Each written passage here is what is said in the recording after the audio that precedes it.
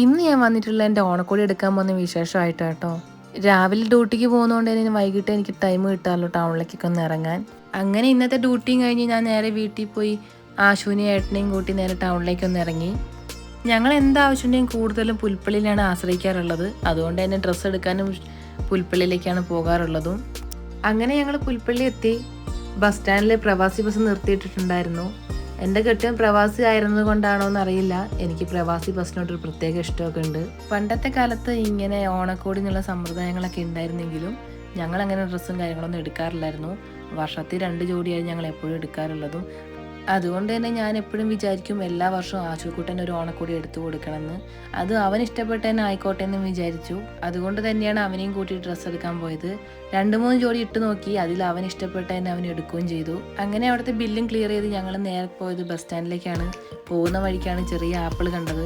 അവൻ എപ്പോഴും ചെറിയ ആപ്പിളൊരു വീക്ക്നെസ് ആയതുകൊണ്ട് തന്നെ അതും വാങ്ങി. എപ്പോൾ ടൗണിലേക്ക് ഇറങ്ങിയാലും ഞങ്ങൾക്ക് ചായ കുടിക്കുന്ന ഒരു പതിവുണ്ടായിരുന്നു. അന്ന് വൈകിട്ട് കുറച്ച് ലേറ്റ് ആയതുകൊണ്ട് തന്നെ ഞങ്ങൾ ആശുക്കുട്ടൻ ഒരു കേക്കും വാങ്ങി നേരെ ബസ്സിലേക്ക് കയറി. എപ്പോൾ ബസ്സിൽ കയറിയാലും ആശുക്കുട്ടൻ സൈഡ് ആവുന്നതാണ്. പക്ഷേ ഇന്ന് ഉറങ്ങി എഴുന്നേറ്റ് കൂട്ടിക്കൊണ്ട് വന്നുകൊണ്ടാണെന്നറിയില്ല, അവന് ഭയങ്കര സ്നേഹപ്രകടനമായിരുന്നു. അങ്ങനെ ഞങ്ങൾ ബസ്സൊക്കെ ഇറങ്ങി. ആശുക്കുട്ടൻ വീഡിയോ നോക്കി ടാറ്റയൊക്കെ കൊടുക്കുന്നുണ്ടായിരുന്നു. അങ്ങനെ ഞങ്ങൾ വീട്ടിലെത്തി. അപ്പോൾ ഇന്നത്തെ വീഡിയോ ഇത്രയേ ഉള്ളൂ. ഇനി മറ്റൊരു വീഡിയോ നാളെ കാണാം. ടാറ്റ.